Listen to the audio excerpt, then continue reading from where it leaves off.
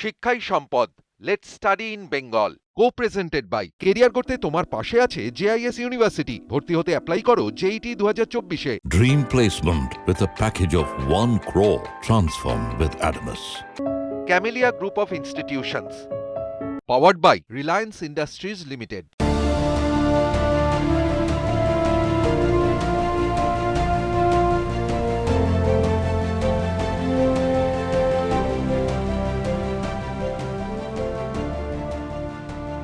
নমস্কার, শুভ সন্ধ্যা। নিউজ 18 বাংলার আয়োজিত শিক্ষায় সম্পদ লেটস স্টাডি ইন বেঙ্গল আপনাদের প্রত্যেককে স্বাগত জানাই। আপনাদের সাথে রয়েছি আমি প্রিয়াঙ্কা। আলোচনা শুরু করব, তার আগে আলাপ পর্বটা আরও একবার চটজলদি সেরে নিই। এই মুহূর্তে আমাদের সঙ্গে রয়েছেন প্রফেসর সমিত রে, chairman rice group, chancellor Adamas university. আমাদের সঙ্গে রয়েছেন doctor Parthapratim Das, controller of examination, Haldia institute of technology. আমাদের সঙ্গে রয়েছেন professor doctor Partha Sarkar, principal, JIS college of engineering Kalyani. এবং আমাদের সঙ্গে রয়েছেন সিদ্ধার্থ বাহুবলীন্দ্র, এডুকেশনিস্ট। আপনাদের সবাইকে স্বাগত আমাদের এই অনুষ্ঠানে। আমরা প্রত্যেকেই তো ডারউইনের বিবর্তনবাদ পড়েছি, কম বেশি প্রত্যেকেই এখানে পড়েছি, এবং আমরা দেখেছি সম্প্রতিকালে কোথাও না কোথাও একটু প্রশ্ন উঠেছে যে এটা পাঠ্যসূচিতে থাকবে কি থাকবে না। না, সেই প্রশ্নতে যাচ্ছি না। বিবর্তনবাদ এই জন্য বলছি কারণ বিবর্তনবাদ মানেই আমরা জানি যার মূল ভিত্তি হচ্ছে ধারাবাহিকতার পথে উত্তরণ।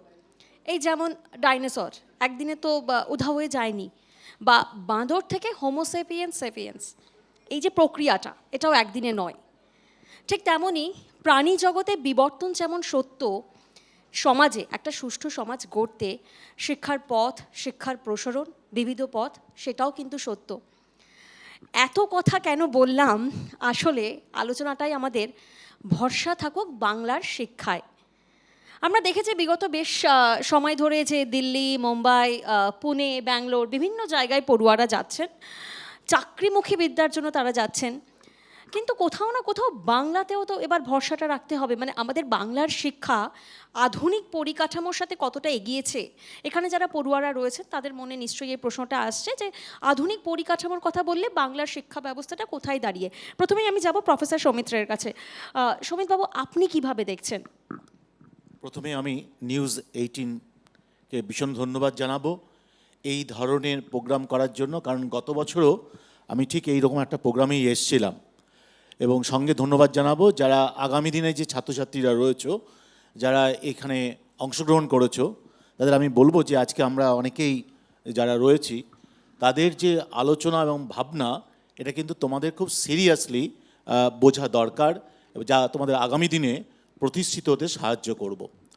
আজকের যে প্রশ্নটা এসছে যে পশ্চিমবঙ্গের যে ইনস্টিটিউট বা প্রতিষ্ঠান রয়েছে তার উপর আমরা কীভাবে ভরসা রাখব, আমি বলতে চাই যে একেতেই আমাদের প্রাইভেটেশন শুরু হয়েছিল একটু দেরিতে। পশ্চিমবঙ্গে, ভারতবর্ষের অন্যান্য স্টেটে প্রায় যখন আরম্ভ হয়েছিল তার থেকে আমরা 18 থেকে 22 বছর পরে প্রাইভেটেশন আরম্ভ হয় আমাদের স্টেটে।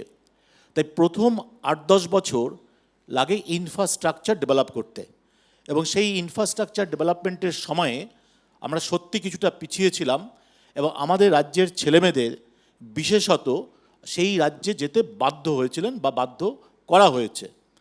কিন্তু দীর্ঘ প্রায় লাস্ট 12-13-14 বছরের মধ্যে এই পশ্চিমবঙ্গে যে প্রতিষ্ঠান তৈরি হয়েছে, এখানে অনেক ইউনিভার্সিটির কর্তারা রয়েছেন, আমি বলবো এই মুহূর্তে পশ্চিমবঙ্গের যে ইনফ্রাস্ট্রাকচার এবং তার যে পরিস্থিতি, এটা কিন্তু অনেক ভালো অনেক রাজ্য থেকেও। কিন্তু আমি দেখেছি যে বাঙালিরা সাধারণত একটু আবেগে সিদ্ধান্ত নেয় যে না, শুধুমাত্র পশ্চিমবঙ্গ থেকে চলে গিয়ে অন্য জায়গায় পড়াশোনা করলে পরেই আমার একটা চাকরি ভালো হবে। কিন্তু প্রায় 30 থেকে 40% ছেলেমেয়েকে আমি দেখেছি দীর্ঘ সময়ের মধ্যে তারা বিভিন্ন জায়গায় পড়াশোনা করেছে, অনেক অর্থ খরচ করেছে, কিন্তু গ্র্যাজুয়েশন মাস্টার ডিগ্রি কমপ্লিট করার পর কিন্তু আবার পশ্চিমবঙ্গে ফিরে আসতে হয়েছে, কারণ ওখান থেকে চাকরিটা পাওয়া যায়নি। চাকরি পাবার জন্য কোনো একটি রাজ্যের পার্টিকুলার প্রতিষ্ঠানে গেলেই কিন্তু হয় না, নিজেকেও পড়াশোনা করতে হয়। পশ্চিমবঙ্গেও কিন্তু অনেক ছেলে মেয়ে বাইরে পড়াশোনা করেছে, অথচ সেক্টর 5-এ আমরা এখন দেখতে পাই যে প্রচুর ছেলেমেয়েরা ওখানে চাকরি করছে। কিন্তু তাই আমাদের রাজ্যকে ঠিকমতো তুলে ধরতে হবে এবং আমাদের রাজ্যের পড়াশোনার উপর ভীষণ কনফিডেন্স রাখতে হবে, তাহলে কিন্তু আমরা ওই জায়গায় পৌঁছতে পারবো, এবং সেই সম্ভাবনা পূর্ণ মাত্রায় কিন্তু এই রাজ্যে রয়েছে। একদমই সমিতবাবু, এবং এই জায়গা থেকেই ডক্টর পার্থপ্রতিমবাবু আপনার থেকে একবার জানার চেষ্টা করব, যেমনটা সমিতবাবু বলছিলেন যে কোথাও না কোথাও আবেগপ্রবণ হয়ে গেলে হবে না। পড়াশোনার ক্ষেত্রে আমরা পরিকাঠামোটা দেখছি, পরিকাঠামো যেমন আধুনিকতর হচ্ছে, সেই জায়গায় পরিকাঠামো নিয়ে আলোচনা করার পরেই তো সুযোগ, যেমনটা উনি উদাহরণ দিলেন একের পর এক। সেই জায়গা থেকে আপনার থেকে একবার একটু জানার চেষ্টা করব যে পরিকাঠামো নিয়ে আলোচনা করলাম, তাহলে সুযোগ কতটা? কারণ এখানে যে পড়ুয়ারা রয়েছেন তাদের মনে নিশ্চয়ই এই প্রশ্নটা আসছে যে পড়াশোনা তো করলাম, এবার সুযোগ কতটা রয়েছে? প্রথমে আমি ধন্যবাদ জানাবো নিউজ 18 বাংলাকে এত সুন্দর একটা আলোচনা সভার আয়োজন করার জন্য। আমি একটু ফ্ল্যাশব্যাকে যেতে চাই। এবারে যে উচ্চ মাধ্যমিকের রেজাল্ট হয়েছে তার থেকে 12 বছর পিছিয়ে গেলাম। পশ্চিমবঙ্গ থেকে প্রাথমিক শিক্ষায় প্রত্যেক বছর প্রায় 20 লাখ ছাত্রছাত্রী ক্লাস 5-6-এ ভর্তি হয়। এবারে যারা উচ্চ মাধ্যমিক দিয়েছিলেন, যেসব ছাত্রছাত্রী, তারা 2 বছর আগে মাধ্যমিক দিয়েছিলেন। সেই মাধ্যমিকে 2022 সালের মাধ্যমিকে অ্যাপিয়ার হয়েছিল 10,90,000 মতো ছাত্রছাত্রী, তার মধ্যে পাশ করেছিল 9.65 লাখ। তারা আবার উচ্চ মাধ্যমিকে এলো। উচ্চ মাধ্যমিকে এবারে 2024-এ সফলভাবে পাশ করেছে 6.95 লাখ, 6,95,000। তার মানে আমরা 20 লক্ষতে শুরু করেছিলাম, সেই স্টুডেন্টগুলো এসে উচ্চ মাধ্যমিক পাশ করলো কাছাকাছি 7 লাখ। তার মানে 13 লাখ চলে গেল। কোথায় গেল তারা? 1 নম্বর কোশ্চেন। 2 নম্বর, এবারে উচ্চ মাধ্যমিক পাশ করলো, এখন ভর্তির প্রক্রিয়া চলছে কলেজে কলেজে। ইঞ্জিনিয়ারিংয়ে প্রায় আমাদের প্রাইভেট কলেজগুলো, ম্যাকআউট যে ইউনিভার্সিটি আছে সেগুলোতে প্রায় 100টা কলেজ আছে, কাছাকাছি 100। কিছু প্রাইভেট ইউনিভার্সিটি হয়েছে, আর কিছু সরকারি ইঞ্জিনিয়ারিং কলেজ আছে, আর সাধারণ ডিগ্রি কলেজ।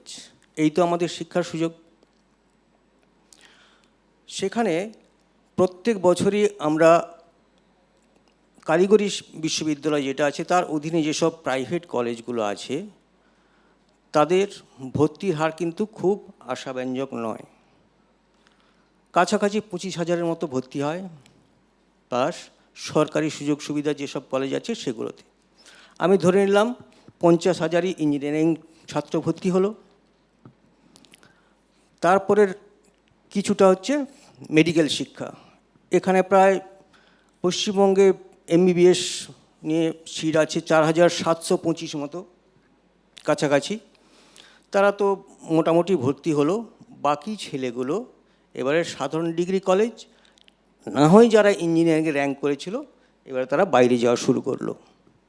মোটামুটি গড়পড়তা হিসেবে দেখা গেছে বছরে পশ্চিমবঙ্গ থেকে প্রায় 500 কোটি টাকা ট্রেন আউট হচ্ছে বাইরের কলেজগুলোতে। ছাত্রছাত্রীরা বেরিয়ে যাচ্ছে। তারা আগে 90-এর দিকে আগে হায়দ্রাবাদ যেত, পুনে যেত, এখন ব্যাঙ্গালোর, আমাদের পড়শি রাজ্য এখন উড়িষ্যাতেও যাচ্ছে। তার মানে সরকারের একটা বিশাল পরিমাণ রেভিনিউ কিন্তু লস হচ্ছে। পরিকাঠামো বা পুঁথিগত শিক্ষা, তার পাশাপাশি পেশাগত অনুশীলন বা পেশাগত শিক্ষাটাও অত্যন্ত জরুরি আজকের দিনে দাঁড়িয়ে আধুনিক পরিকাঠামোতে। সেই জায়গা থেকে আপনি রাজ্যের শিক্ষা ব্যবস্থায় শিক্ষার্থীদের উদ্দেশ্যে কি বলবেন এই পেশাদার অনুশীলন বা পেশাগত শিক্ষা নিয়ে? প্রথমত ধন্যবাদ জানাই নিউজ 18-কে, একটা এই সুন্দর সুযোগ দিয়েছেন যেখানে আলোচনা করা যাচ্ছে। প্রথম কথা বলি যে পরিকাঠামোগত ব্যবস্থা নিয়ে যেটা কথা হচ্ছে, এখন কিন্তু আমাদের রাজ্যে আমরা যথেষ্ট উন্নত পরিকাঠামো আমাদের কাছে আছে। আমরা এই ধারণা আজ অবধি কিন্তু ধরে চলেছি যে আমরা বাইরে ভালো দেখতে পারি, আমাদের রাজ্যে আমরা দেখতে পারি না। আমি খুব দম্ভর সাথে বলবো, এখন সরকারি অনুষ্ঠান হোক বা বেসরকারি ভালো অনুষ্ঠানগুলোতে যথেষ্ট ভালো পরিকাঠামো আছে। এখন কিন্তু খুব ভালো ভালো ইউনিভার্সিটিগুলোতে আমাদের যথেষ্ট উন্নত ধরনের শিক্ষার ব্যবস্থা হতে পেরেছে। যেটা সবাই চায় যে পড়ার পরে একটা হাতে চাকরি, আজকাল এইসব অনুষ্ঠানগুলো থেকে কিন্তু চাকরিও পায় ছেলেমেয়েরা। যেটা আমরা দেখেছি যে বাইরে পড়ে আমরা হয়তো চাকরি পাবো বলে যে আশাতে যে জিনিসটা অনেক ছেলে মেয়ে কিন্তু গেছে, হয়তো তারা ঘুরে এসেছে, এসে হয়তো পরে নিজের চেষ্টাই ফের আরেকবার চাকরির জন্য চেষ্টা করেছে। তো এই মুহূর্তে এই বলবো আমি যে আমাদের রাজ্যে কিন্তু বৃত্তিগত শিক্ষা খুবই উন্নত মানের এখনো। সিদ্ধার্থবাবু, আপনার কাছে একবার আসবো। যেমন উনি বলছিলেন যে ফিট ফর দ্য ইন্ডাস্ট্রি, তিনি উদাহরণ দিলেন। তো সেক্ষেত্রে আমরা জানি যে শিক্ষা ব্যবস্থা মানে 5টা প্যারামিটারের উপর দাঁড়িয়ে, যেমন পরিকাঠামো রয়েছে, সুযোগ রয়েছে, মৌলিক স্বাস্থ্য রয়েছে, পরিচালন ব্যবস্থা রয়েছে এবং শিক্ষার ফলাফল। এই 5টা প্যারামিটার যদি আমরা দেখি, সেই 5টা প্যারামিটারকে আপনি সামগ্রিকভাবে কি বলবেন, মানে এই মুহূর্তে আমরা কোথায় দাঁড়িয়ে? নমস্কার। এই সান্ধ্য মুহূর্তে নিউজ 18 বাংলার কর্মকর্তাদের প্রীতি শুভেচ্ছা জানাই। প্রিয় সঞ্চালিকা, একটা খুব বৃহৎ এবং একটি মহৎ দিক তিনি তুলে ধরার চেষ্টা করলেন, যে বাংলার সামগ্রিক শিক্ষা জগতের মধ্য দিয়ে শিক্ষা সম্পদের রক্ষার মধ্য দিয়ে বাংলার ছাত্রছাত্রীরা কেন বাংলামুখী হবে না, কোন মরীচিকার দৌড়ে তারা বিদেশ যাবে। একটু যদি আমরা পিছিয়ে যাই, 170 বছর আগের একটি মুহূর্ত। একজন শিক্ষা বিভাগের এক সহকারী ইন্সপেক্টর, তিনি স্কুল পরিদর্শন করতে চলেছেন। তো রাস্তায় যেতে যেতে তিনি কিছু কোমলমতি ছেলে মেয়েদের দেখতে পেলেন। দেখার পর তার চিন্তার এই উদয় হলো, এদের জন্য আমি কি করতে পারি। ওই পালকিতে বসেই তিনি ছোট ছোট শব্দগুচ্ছ রচনা করলেন। অজ, আমো, ইটো, অচল, অধম, ভালো জল ইত্যাদি ইত্যাদি। এবং বাংলা শিক্ষা, সংস্কৃতি, কৃষ্টির একটি যুগান্তকারী মুহূর্ত তখনই সৃষ্টি হলো। বলাই বাহুল্য, যে মানুষটি এই আলোড়ন তুলে আনলেন তিনি বর্ণপরিচয়ের স্রষ্টা, অবিভক্ত মেদিনীপুরের প্রাতঃস্মরণীয় বিদ্যাসাগর মহোদয়। শিক্ষা, কৃষ্টি, সংস্কৃতির দিকটুকু তিনি আনুষ্ঠানিকভাবেই কিন্তু সেদিন তিনি প্রথিত করলেন। কিন্তু প্রদীপ জ্বলার আগে একটু সলতে পাকানোর ব্যাপার থাকে। আরেকটু যদি আমরা পিছিয়ে যাই, আমরা দেখব যে ফাহিয়েন আসছেন, হিউয়েনসান আসছেন এই দক্ষিণবঙ্গের। এখানকার শিক্ষা ব্যবস্থার জ্ঞান চর্চাকে তারা প্রশংসা করছেন। তখনও কিন্তু বাংলা ভাষা একেবারে আঁতুড় ঘরে। আস্তে আস্তে করে ভাষা তৈরি হচ্ছে, আমাদের ভাষার সঙ্গে সংশ্লিষ্ট কৃষ্টিও তৈরি হচ্ছে। চর্যাপদ এসে গেল। আরেকটু এগিয়ে মধ্যযুগে চৈতন্যদেব এবং মোঘল আমলে বাংলা ভাষার তখনও হাঁটি হাঁটি পা পা অবস্থা। কিন্তু কিছুটা মুখ থুবড়ে পড়ল ইংরেজ আমলে। রাজভাষা হয়ে গেল ইংরেজ। আমাদের ভাষা, সংস্কৃতি সব কিছু যেন কোথায় তলিয়ে গেল কি না, ফল্গু ধারার মতন কিন্তু বহমান হতে লাগলো। তাই একেবারে শ্রীকৃষ্ণ কীর্তন কাব্য থেকে শুরু করে ব্রিটিশ অস্তমিত যাওয়া পর্যন্ত যে সমস্ত শিক্ষাবিদ তারা আবির্ভূত হলেন এই বাংলার শিক্ষা জগৎ, শিক্ষার সম্পদকে সমৃদ্ধ করার লক্ষ্যে। এবং আমরা খুব সৌভাগ্যবান যে আমরা বিদ্যাসাগর মশাইকে যেমন পেয়েছি, তেমনি আমরা পেয়েছি রবীন্দ্রনাথকে, তেমনি আমরা পেয়েছি বিবেকানন্দকে। এই শিক্ষা ছেড়ে আমরা কোথায় যাব? একদমই। পার্থবাবু, আপনার থেকে একবার জানার চেষ্টা করবো যে এই যে পুঁথিগত শিক্ষা এবং পেশাগত শিক্ষা, যেমনটা সমিতবাবু উদাহরণ দিচ্ছিলেন যে আমাদের তো চাকরির পরিধিটা বেড়েছে, মানে শুধুমাত্র অনার্স কোর্স করে আমি টিচার হব তা তো নয়। তো সেক্ষেত্রে সুলভে, মানে আপনি যদি শিক্ষার্থীদেরকে বলেন যে আমাদের রাজ্যে সুলভে পড়ার সুযোগ কতটা রয়েছে? পুঁথিগত শিক্ষা আর পেশাগত শিক্ষা এই দুটো কিন্তু যে ডিফারেন্স যেটা বলছেন বা যেটা গ্যাপ আছে যেটা বলছেন, সেটার মধ্যে কিন্তু এখন নতুন শিক্ষাধারা পদ্ধতিতে এটা কিন্তু কম হতে যাচ্ছে।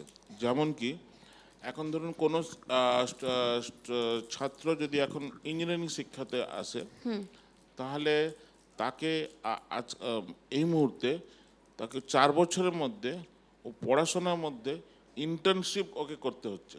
ইন্টার্নশিপটা কোথায় করবে? তাকে গিয়ে ইন্ডাস্ট্রিতে ইন্টার্নশিপ করতে হচ্ছে। আর এটা খুব শিগগিরই কিন্তু এটা একটা অলমোস্ট একটা সেমিস্টার 6 মাসের জন্য ওকে চলে যেতে হবে ইন্ডাস্ট্রির মধ্যে। যার দরুন কি হবে, ওই ইন্ডাস্ট্রির মধ্যে যে কাজটা দরকার বা যে জিনিসটা দরকার সেইটাই জানবে, যার ফলে ও যখন নিজে গ্র্যাজুয়েট হয়ে বেরোবে সেই ইন্ডাস্ট্রিতে অ্যাবজর্ব হবে বা সেই ইন্ডাস্ট্রিতে চাকরি পাবে। এই রকম ধরনের কিন্তু গত 3 বছরের মধ্যে বিভিন্ন পশ্চিমবঙ্গের বিভিন্ন অনুষ্ঠানে কিন্তু এই জিনিসটা আরম্ভ হয়েছে। আর যার দরুন ছেলেমেয়েরা এবং এই ব্যালেন্সটাও বোধহয় করা হচ্ছে একদমই। এবং পার্থপ্রতিম বাবু, আপনার কাছে আসবো। সমিতবাবু একটু আগেই বলছিলেন যে এই গেল রবটা এবার বন্ধ করতে হবে, এটা বোধহয় সেই সময়টা এসেছে। আপনি শুরুতেই একটু কোথাও না কোথাও বলছিলেন, কিছু ডেটা দিচ্ছিলেন। তাহলে খুব সংক্ষেপে জিজ্ঞাসা করবো, কারণ আর আমাদের হাতে একদম সময় নেই, অনুষ্ঠান এক্ষুনি শেষ করতে হবে। গেল রবটা বন্ধ করে আপনি শিক্ষার্থীদের উদ্দেশ্যে যদি কোনো বার্তা দেন। হতাশ হওয়ার কিছু নেই। আরেকটু তথ্য দিচ্ছি আমি। স্ট্যানফোর্ড ইউনিভার্সিটি যেসব রিসার্চ জার্নালের লিস্টিং করে, গতবার যেসব রিসার্চ জার্নালের লিস্ট বেরিয়েছিল প্রায় 2 লাখ ওরা লিস্টিং করেছিল, তার মধ্যে 3500 কিন্তু ভারতীয় জার্নালের পেপার ছিল। এবং তার মধ্যে প্রায় 60% বাঙালিদের গ্রুপ।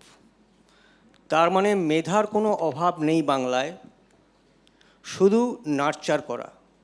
সিদ্ধার্থবাবু, সময় খুব কম এই প্যানেলটা শেষ করার জন্য। আপনার থেকে জানার চেষ্টা করবো যে এই যে ভরসা থাকুক বাংলার শিক্ষায়, কি বলবেন আমাদের পড়ুয়াদেরকে? আমি বলবো ছাত্রছাত্রীদের উদ্দেশ্যে যে আমাদের প্রাচীন ভারতবর্ষ একটি কথা বলেছে যে যা বিদ্যা সা বিমুক্তয়। শিক্ষা তো তাই হবে যা আমাদের মুক্ত করবে গোড়ামি থেকে, কুসংস্কার থেকে। শিক্ষা হবে সেই রকমই। শিক্ষা হবে আত্মন মোক্ষার্তন জগদ্ধিতায়চ, নিজের মুক্তির সঙ্গে সঙ্গে জগতেরও কল্যাণ। এই শিক্ষায় আমার ছাত্রছাত্রীরা শিক্ষিত হবে। পয়গম্বর এক কথা বলেছিলেন, অদ্ভুত একটি কথা বলেছিলেন হযরত মুহাম্মদ, যে জ্ঞান চর্চাই হলো মানব জীবনের শ্রেষ্ঠ সম্পদ। 1400 বছর আগে এটি কম কথা ছিল না, আমাদের মুগ্ধ করে। রবীন্দ্রনাথ বলছেন বিশ্ব সত্তার সঙ্গে সামঞ্জস্য রেখে শিক্ষা ব্যবস্থা হবে, ছাত্ররা শিক্ষিত হবে। আর তিনি বললেন যে শিক্ষার মধ্য দিয়ে আমাদের পরিপূর্ণতা আসবে, স্বামী বিবেকানন্দ। এই শিক্ষার আদর্শই হবে আমাদের বাংলার সম্পদ। এই শিক্ষাই আমাদের বাংলার আশ্রয় হোক, প্রশ্রয় হোক, আমাদের গৌরব হোক, আমাদের ভরসা হোক, এই কাম্য। সবাই ভালো থাকবেন, সুস্থ থাকবেন। ধন্যবাদ আপনাদের প্রত্যেককে, আমাদের প্যানেলিস্ট প্রত্যেককে ধন্যবাদ জানাবো। জাস্ট 1 মিনিট বলি। আচ্ছা, এবারও যে আমাদের ইউনিভার্সিটির যে র্যাঙ্কিং বেরিয়েছে তার মধ্যে ফার্স্ট এবং থার্ড সেটা কিন্তু পশ্চিমবঙ্গেরই কি হচ্ছে ইউনিভার্সিটি রয়েছে, বাহ। রাইট, এবং সেটা সরকারি university, number one. Number two হচ্ছে উনি স্ট্যানফোর্ডের কথা বললেন, প্রতিবার স্ট্যানফোর্ড 100 জন সায়েন্টিস্টের নামের তালিকা বার করেন, তার মধ্যে 18 জন হচ্ছে যাদবপুর ইউনিভার্সিটি, আর আমাদের প্রাইভেট ইউনিভার্সিটিতে আছে 2 জন, এবং তার আরও 3-4 জন আছে কিন্তু বিভিন্ন ইউনিভার্সিটিতে। তাহলে একটা রাজ্য থেকে যদি প্রায় 20 থেকে 25 জন 100 জনের মধ্যে থাকে, সব হচ্ছে বাঙালি, তাহলে আমরা আশার আলো দেখতেই পারি যে পশ্চিমবঙ্গে ভালো পড়াশোনা হয় এবং হবে, ছাত্রছাত্রীদের থাকতে হবে। কনক্লুশনে বলা যেতেই পারে যে ভরসা থাকুক বাংলার শিক্ষায় নয়, ভরসা আছে বাংলার শিক্ষায়। প্যানেলটা এখানেই শেষ করছি, অনেক ধন্যবাদ।